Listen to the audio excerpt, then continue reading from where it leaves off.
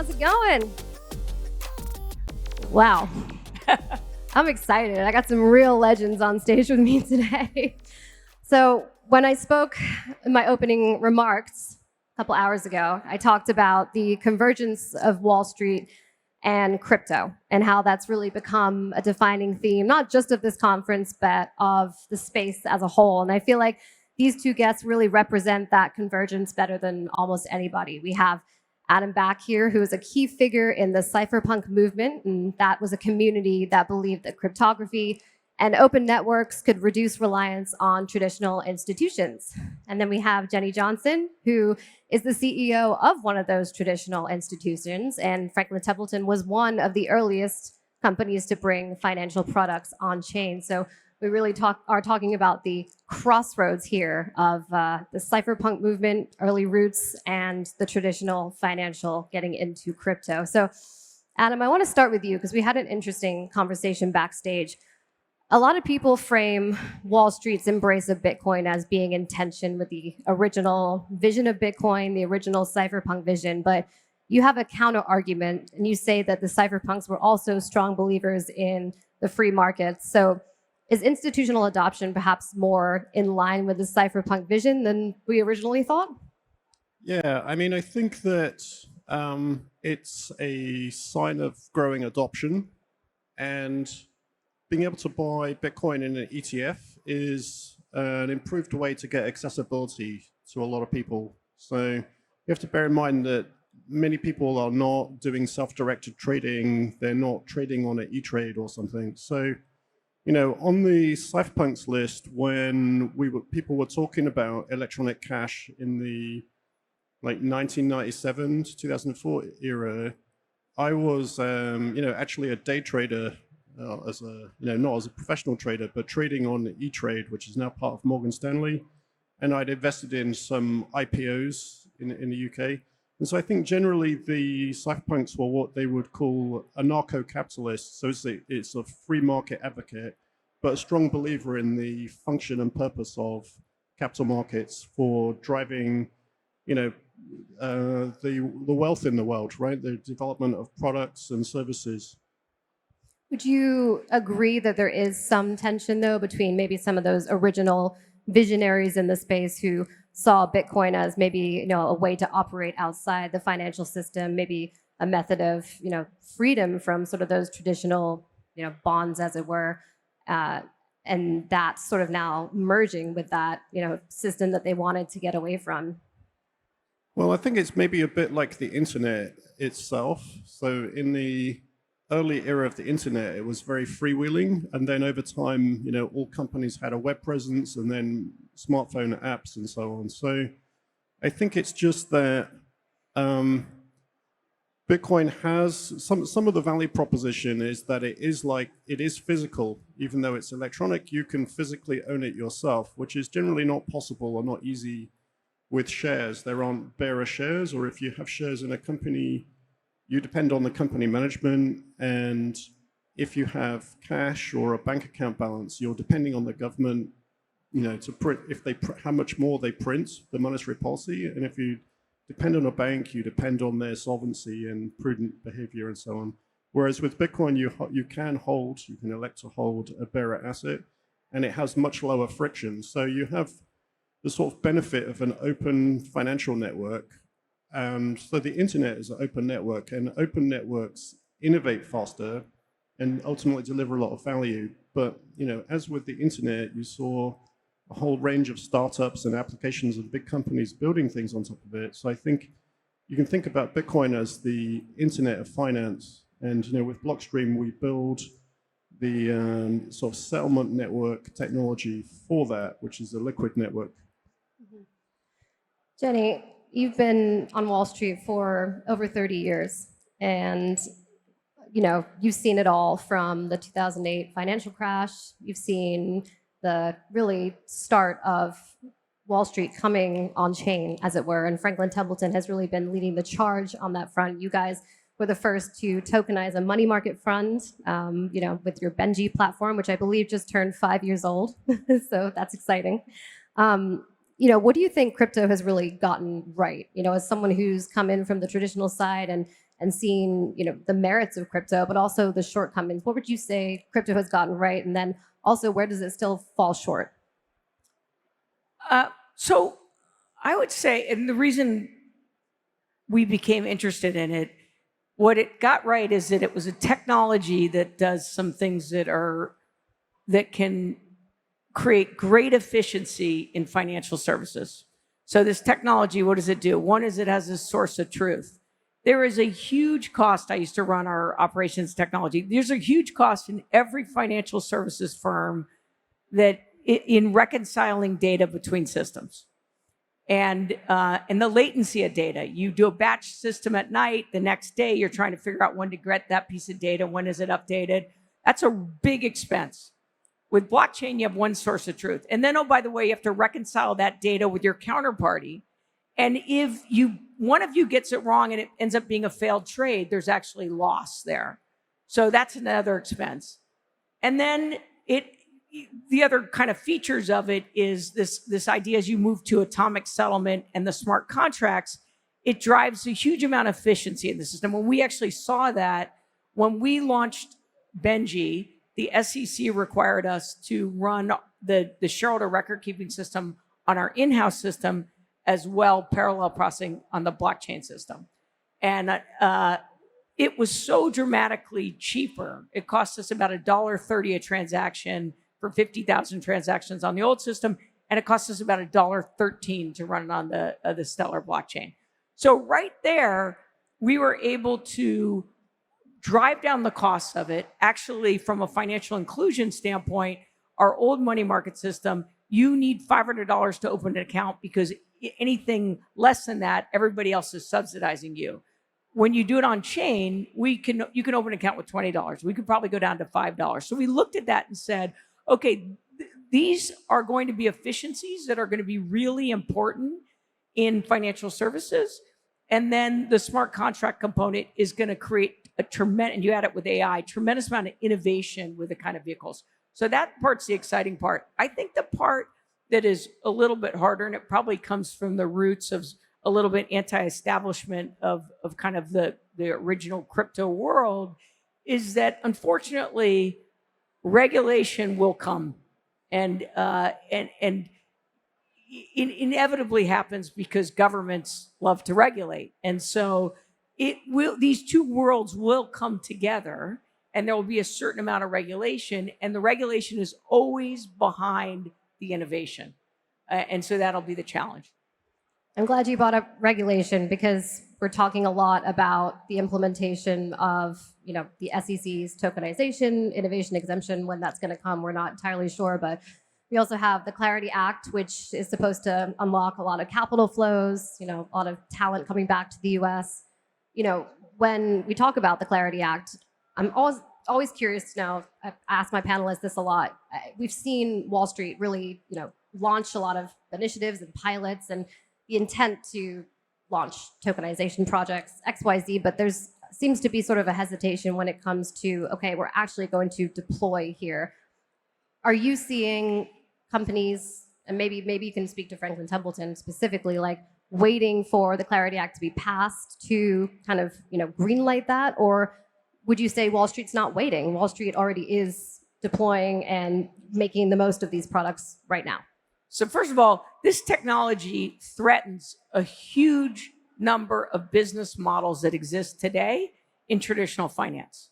So if you see any kind of hesitation, it's because there is a threat to the business model. Think about the toll takers in a transaction. We were talking backstage, and I was saying, Franklin Templeton, when we do a foreign exchange transaction, say with a Malaysian bank, we have a large bank, a US bank usually, or a large multinational who is our counterparty and who cuts the deal on the other side, and they take a piece for that. If we can have atomic settlement and we know the smart contract kicks off, we don't actually need that third party to play that counterparty role. And so I actually think that one of the reasons we see it slowly coming through the traditional finance side is because of the threat to the business model. So that's one. As I already mentioned, regulation is always a little bit behind, and there'll be a lot of lobbying that goes on both sides. But I don't think that's the reason why anybody's waiting. And then the second reason I think is that there wasn't demand from the clients. If you don't have clients demanding that you hold a wallet and because they want tokens, then you're not going to go build it. But what has happened in 2025, and I've said 2025 coming into 2026, it's very different now. Every large multinational bank is now talking to us to say, we need to get educated. Our clients are pushing. They want to hold their crypto assets alongside their traditional assets. And what's also happening is the crypto exchanges are now, so we've now got tokenized ETFs that are now being sold. And they're traditional ETFs sold on Kraken and Ondu because they're interested in crossing over to have traditional assets as part of their savings. Adam, you've been in the space for a long time. You've seen that crypto has been asking for clear rules of the road. You've seen what happens when there are not, good policies and good regulations put in place. I mean, what do you think is, still fundamentally misunderstood about smart regulation when it comes to crypto? And what should regulators enable? What should they stay out of, in your opinion? Well, I mean, I think it's important for Bitcoin, at least, that people continue to be able to hold their own keys as an option. So that should be protected in my view. And there are a few bits of regulations that talk about that, interestingly. So I think generally it's been reasonably positive how the regulation has evolved, that, there are different areas in the government, but as the governments are, in some cases, holding Bitcoin themselves or putting Bitcoin into reserves or sovereign wealth funds, pension funds, that you can see that they are thinking in the same way that a Bitcoin investor might, but from the mindset of a government. So the fact that it's bearer and you're not relying on a counterparty is good for them in the same way that it's good for a sovereign to hold gold, because somebody can't seize your gold. Where if you have reserves in foreign countries or in foreign assets, and the counterparty turns unfriendly, that becomes a problem.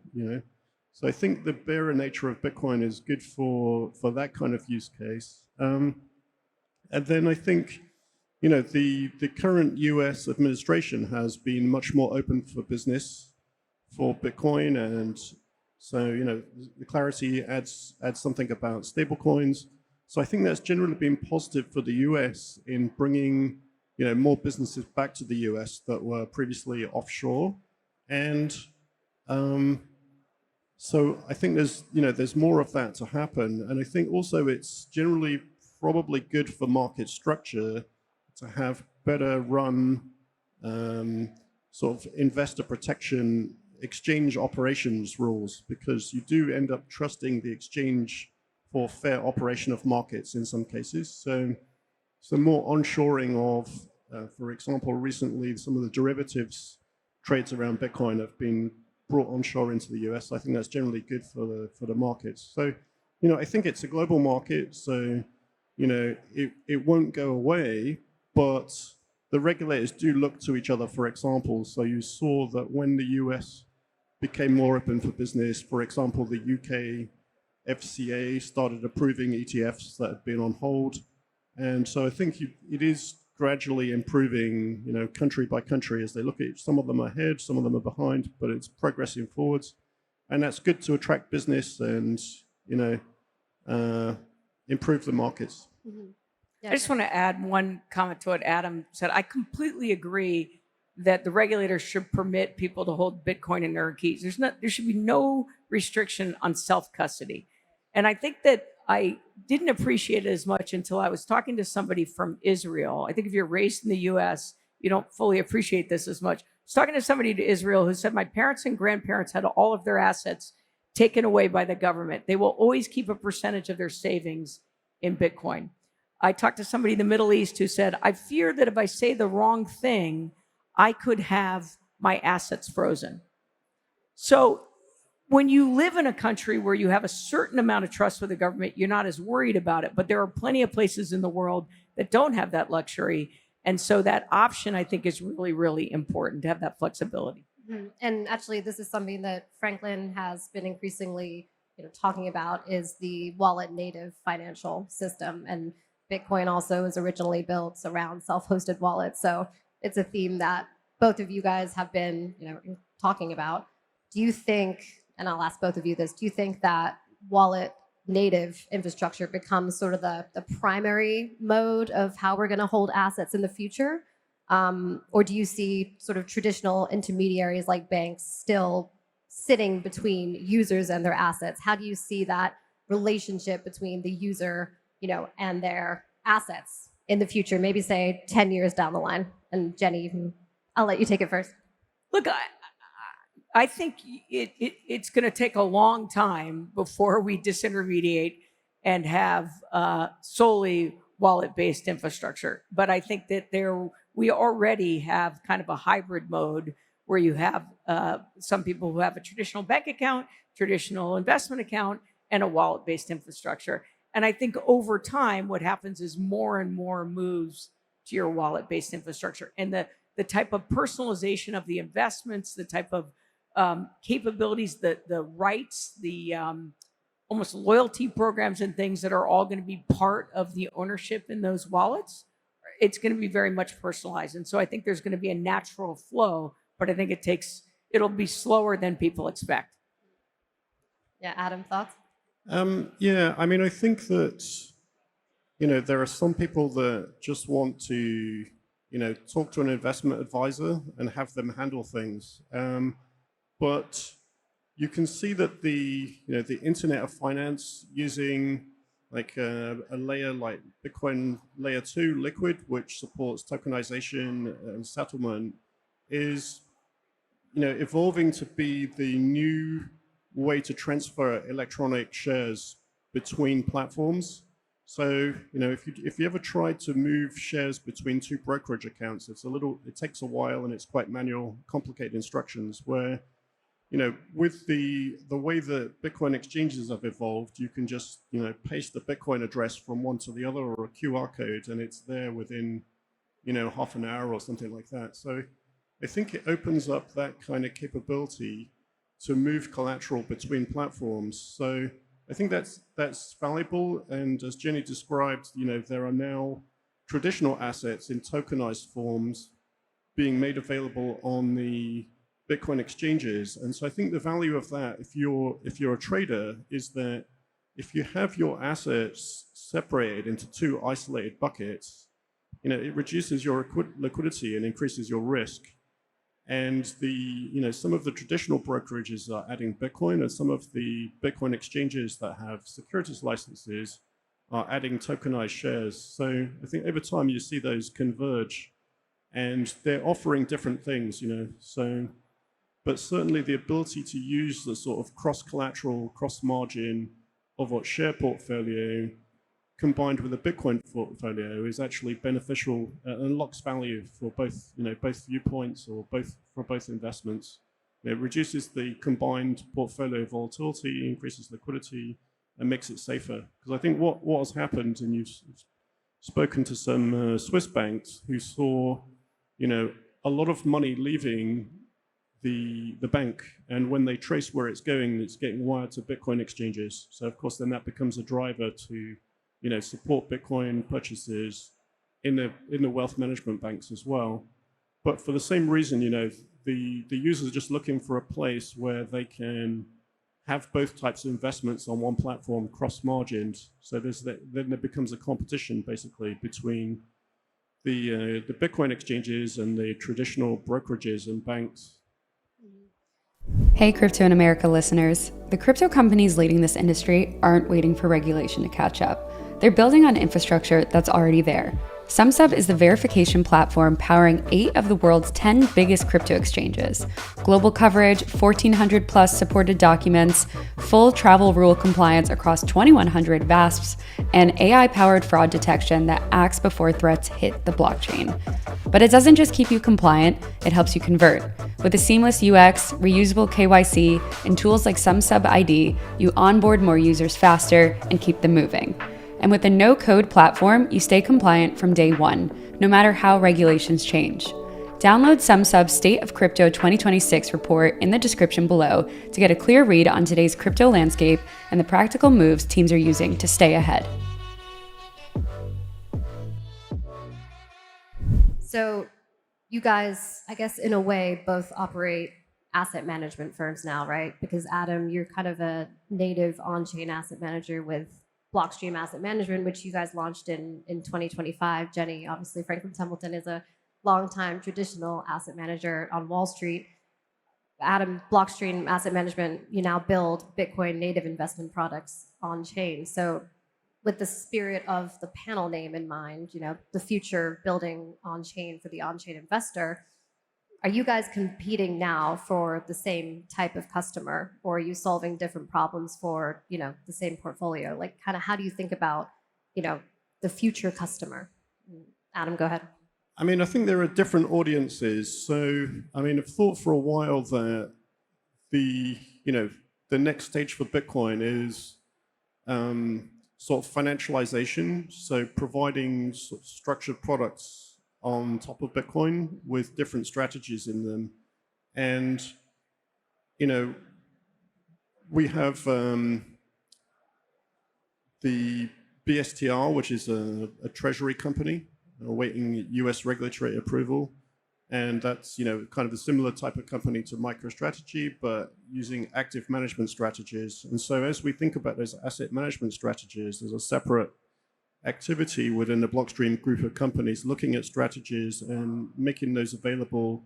And, we're thinking about pension funds and endowments and sovereigns. So it's a particular target audience that you have to, structure and set things up appropriate for.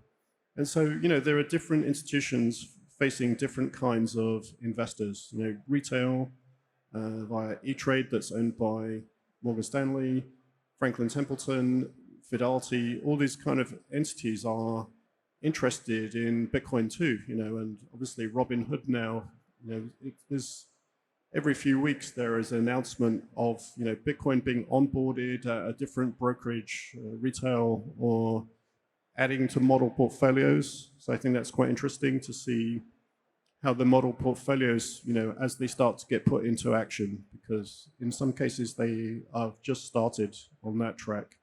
So yeah, I think it's, there's some new entrants, but it's all a combined market ultimately. Yeah, I guess so Franklin Templeton we're a 1.8 trillion asset manager. We have clients in 160 countries, and we're about 50% institutional clients, 50% kind of wealth channel clients. So we view the one thing that we do, though, is we sell through financial experts, so through financial advisors. So we tend to not go direct like a Vanguard would go to direct. So that's kind of the universe that we play in. And what has, kind of opened our eyes is if you just take the top 5 crypto exchanges, they have 1 billion wallets.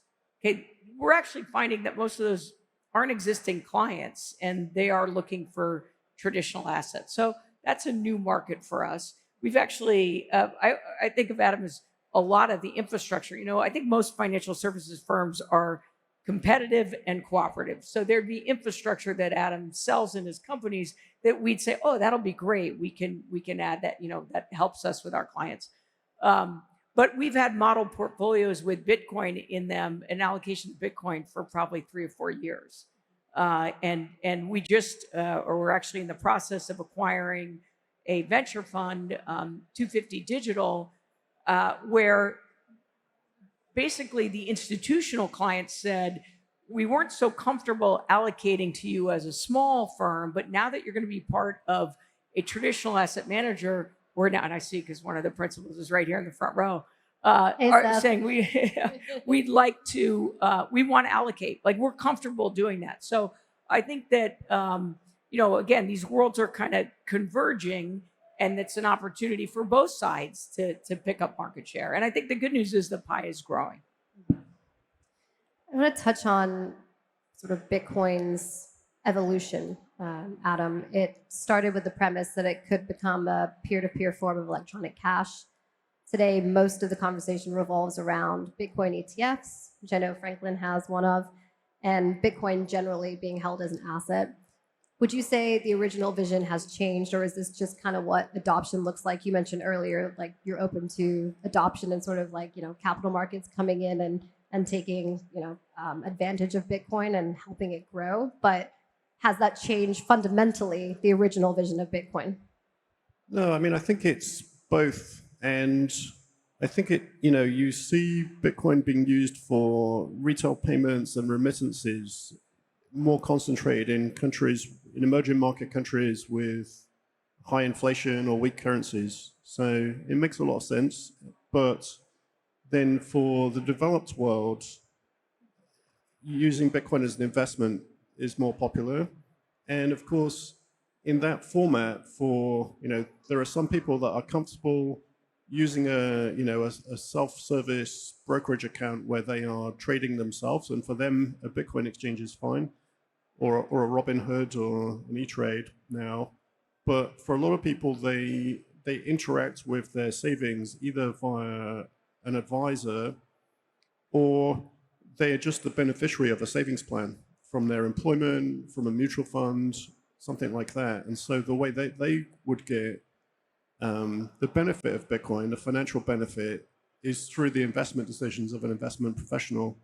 And so, I think that's an inevitable part of the picture because, as Bitcoiners, we just want to see, everybody who's interested gain benefit and use Bitcoin. So I think it's just part of the next wave of adoption and exposure to Bitcoin for people. But I think, a lot of the fundamental value comes from the bearer properties and the scarcity, which remains. And, quite often people get interested in Bitcoin or exposed to it through different avenues, and then, go on to try out the setting up a wallet on a smartphone, a hardware wallet, so on, at a later stage, and perhaps elects to keep some in there, or perhaps they just rely on an ETF and their financial institution. And I think ultimately that's all fine. And of course, now you have the evolution of public treasury companies and pension funds, some US states, some countries like the Swiss National Bank owns quite a bit of MicroStrategy. The Abu Dhabi sovereign wealth funds have direct Bitcoin investments. And so, sometimes those organizations will use ETFs as well because they're relatively low cost of operation as well. Jenny, when did you become interested in Bitcoin? Is there a story? I was told by my team I wasn't allowed to say this in front of Adam, but what the heck? I just, and I said, no, you're missing the point. So I used to say, look, Bitcoin is the greatest distraction from one of the greatest disruptions that's coming to financial services, which is blockchain. And that was not to be negative on Bitcoin. It was just the story is bigger than Bitcoin. It is those opportunities. And so, again, I kind of looked at it early on, much more focused on the efficiencies and the new product innovation that can happen because of this technology. Where I then came later was what I already mentioned with, sort of talking to people in Israel and Middle East. And also Adam pointed out, a huge portion of Bitcoin acquisitions, Turkey, Venezuela, El Salvador, countries where they had huge inflation. It is how the population can get stored value or that they needed to. And so when I looked at that, I said, wow, there really is something here and there's a floor. And actually, one of the big reasons that gold has taken off over the last year, and I think Bitcoin has also been somewhat of a beneficiary, is when Russia invaded the Ukraine, the US not only froze Russia assets, but they froze the assets of Russian oligarchs. And that was kind of stretching to something that a lot of people were shocked to see. It wasn't just a sovereign issue, it was now going to individuals. And so what you saw central banks do, those who looked at themselves and said, what if we end up on the other side in crosshairs with the US? And they started to diversify their dollar holdings in gold and Bitcoin. I love it. It wasn't too controversial. Something that has become much more accepted, I think, under this administration that we have now in the U.S. is, these financial regulators like the CFTC and the SEC is the notion of being able to, settle and, have crypto as collateral. Bitcoin has been used as collateral, like just in the crypto market for a long time. this is a new notion for stablecoins, Jenny. And I think, when you launched Benji and your tokenized money market fund, the focus was to give investors, a way to invest. Today, it's increasingly being used as collateral. So, do you think your view of where the biggest opportunity in tokenization really is shifting? Is it going towards, collateral and like settling in cryptocurrency these days, or is it still in, the investment side, would you say?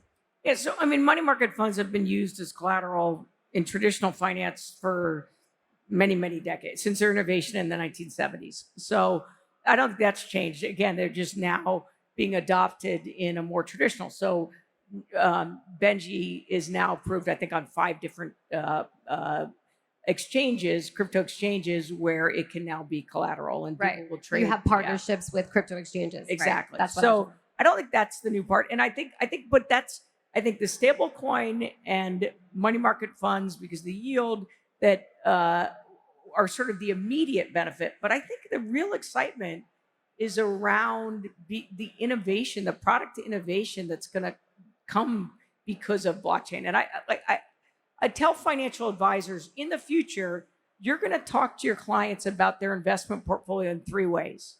You're going to say, here's your investment returns.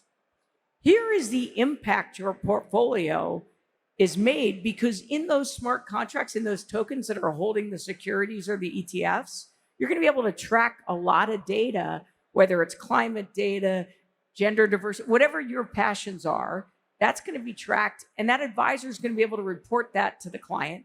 And then the loyalty programs that you're now starting to see. So, I don't know if it's in token form, but I think it is in token, where you can own certain Nike equity and have rights to certain Nike shoes, right? The airline loyalty programs, all these things can be tied to the equity ownership. And so you'll report in that portfolio, you say, oh no, by the way, here are the benefits you get. And you guys are, I'm sure, familiar with the 4 Seasons, I think it is in Aspen or St. Regis, where it's been tokenized. And when you check in, they say, oh, Adam, I see that you're an owner. We're going to give you a room upgrade. All it is tying a loyalty program to equity ownership. That will happen because this technology is enabling it. And then take AI and the speed in which transactions are going to move, and sort of quantitative investment is going to evolve because you have this smart contract technology. So that's the part that gets really, really exciting, I think. Adam, what are you most excited about? Just while we're on the subject of exciting things, what are you most looking forward to in the next, 6 to 18 months? Yeah, so, I think there's always a lot going on in the Bitcoin and Bitcoin layer 2. So I think the kind of crossover assets, if you like, are Bitcoin in the traditional finance, asset management, wealth management, and so on, and then tokenized shares in the Bitcoin exchanges and derivatives exchanges. So, as Jenny was talking about, the money market funds are quite interesting because the stable coins typically don't pay interest, and so that's profitable for the stablecoin companies. But as a user, if you're using collateral, you're often paying a funding rate or an interest rate. So it's interesting to receive an interest from a money market fund, use that as collateral, and therefore reduce your funding cost or have the unused capital earning interest. So I think that's an innovation for the derivatives exchanges, particularly, because they'll be using quite often stable coins as collateral. And I think the other kind of crossover asset that the Bitcoin traders are interested in sometimes is the tokenized MicroStrategy and other strategy companies, because the types of derivatives functionality available on traditional brokerages is much more limited on the traditional brokerages than it is on a Bitcoin derivatives exchange. So I think there's interest to trade that as something you can trade that is maybe even priced in Bitcoin, because it's a Bitcoin derivative. That starts to make sense. So I'm interested in seeing that market develop. It's quite a new market. If you have traded that trade in the past, you had to do it manually. You have to use a combination of Bitcoin ETFs, sell them to dollars or euros, and then use that to do another trade. So it's just more efficient to have it in combination. And there is, tokenized treasury shares on Liquid. There are some securities exchanges, some Bitcoin exchanges, Bitcoin derivative exchanges that have securities licensing who are adding those very shortly. So I'm interested to see those markets develop in a kind of market evolution sense, right? Because you need liquidity to support the leverage, and then that will, deliver liquidity to the market as well for those markets. So we'll see if, maybe for some of the mid-sized treasury companies, the price formation maybe even move from the smaller stock exchanges to the Bitcoin derivatives exchanges internationally. It's been an interesting phenomena, and I think generally, more liquid markets, more efficient markets are good. And then, there's a lot of opportunity ultimately to improve market efficiency, and I think there are a lot of opportunities to incorporate Bitcoin, the asset class, into portfolios, into structured products. So there's a lot more ahead of us. And Bitcoin as a collateral is quite interesting as well, because it's highly liquid and tradable 24/7. So I think that's been underused to date as well. So quite excited about this kind of financialization in a way that benefits from the properties of Bitcoin. I think Franklin's talked about tokenization of ETFs as well, so that's quite a... Well, we have it. Yeah. We have it on Kraken and on... Yeah, so exciting innovations all around. I just want to pull on a quick thread that you mentioned, Adam, which was the notion of, this whole stablecoin yield debate, exchanges, issuers not being able to pay yield on stablecoins. It reminds me of, a notion that, money market funds were in the 70s and 80s, Jenny, you referenced, not being, I guess they were an innovation that was not exactly welcomed by the banking industry. They were kind of viewed as competitors to bank deposits. But, 50 years later, money market funds are still here and the banks are still here as well. So, would you say there are parallels to be drawn with stablecoins and the current debate between banks and crypto offering yield? So the issue, and I think the risk is, you don't want to create an environment with regulatory arbitrage, because that makes for messy and it actually ends up being risky to the consumer, because the consumer gets confused. So you are a security in this country if you make a commitment to pay out the earnings on the underlying investments, and therefore you fall under the SEC and you fall under the rules. If you want to be a payment system, then you fall under the banking rules. And those are different regulators in this country, and they have different rules. And so I don't think it matters whether stable coins pay yield or not, as long as they fall under, if they pay yield, then they have to fall under the securities rules, right? And the danger is when you have this regulatory arbitrage, then people think, for example, a stable coin, if you think of it as your bank deposit is guaranteed by the government up to $250,000, right? So if something happens and there's a failure, you can go collect from the government. We saw it with Silicon Valley Bank. It was very important to the individuals. You don't have that in stable coins. So you need to just make sure that there's regulatory equilibrium. And I think that has to be worked out. And sure, you could look at it and say, Jamie Dimon said it. He goes, look, I don't think it should pay yield, but we'll be fine as banks. And they will be, because they offer other types of services. But what we don't want is regulatory arbitrage. I guess stablecoin issuers would argue that because stablecoins are backed 1-to-1 and 100% fully reserves, they don't need the FDIC insurance. Well, you don't need it until you need it. Silicon Valley Bank was backed, and yet in the end, it was U.S. Treasuries, by the way. Silicon Valley Bank was backed by U.S. Treasuries. It was not a credit issue. It was a duration issue. And all of those people wouldn't have gotten paid off, right? Because there's actually risk to a fixed income duration, right? That is not totally understood. Right. And so, and take money market funds. They broke the buck in the 2000, one of them broke the buck in 2000 financial crisis. The rules changed dramatically so that money market funds had less duration and could make sure that they could pay and be liquid. So you don't have any of those rules in a stable coin. So it is a different risk profile. And that's fine, but then have the same regulatory environment. Yeah, I mean, actually, I agree that the simple way for the stablecoins to pay a yield is to just, file for the securities regulations, right?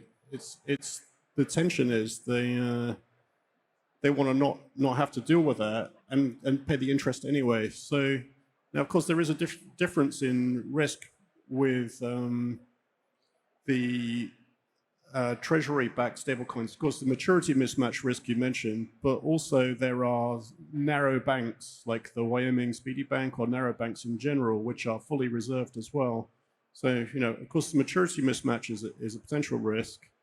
And, even if it's not paying an interest, it can have a demand withdrawal risk potentially as well, which now I think, to be fair, the stablecoins did pay out a massive drawdown in a very, very short period of time at levels that no fractional reserve bank has ever survived, at least not without, government intervention.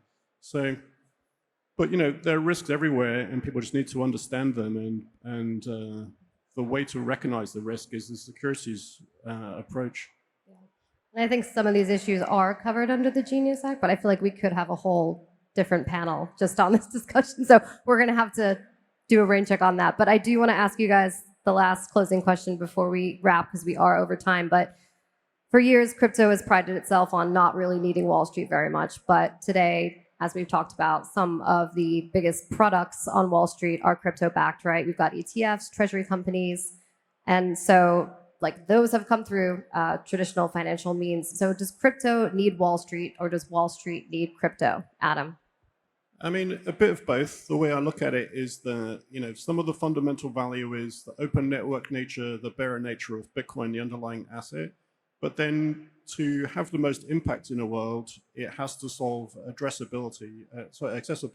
And so for a lot of people, ETFs, public company stocks, pension funds, savings plans are the way they're going to interact with their savings and benefit from a model portfolio with a Bitcoin component.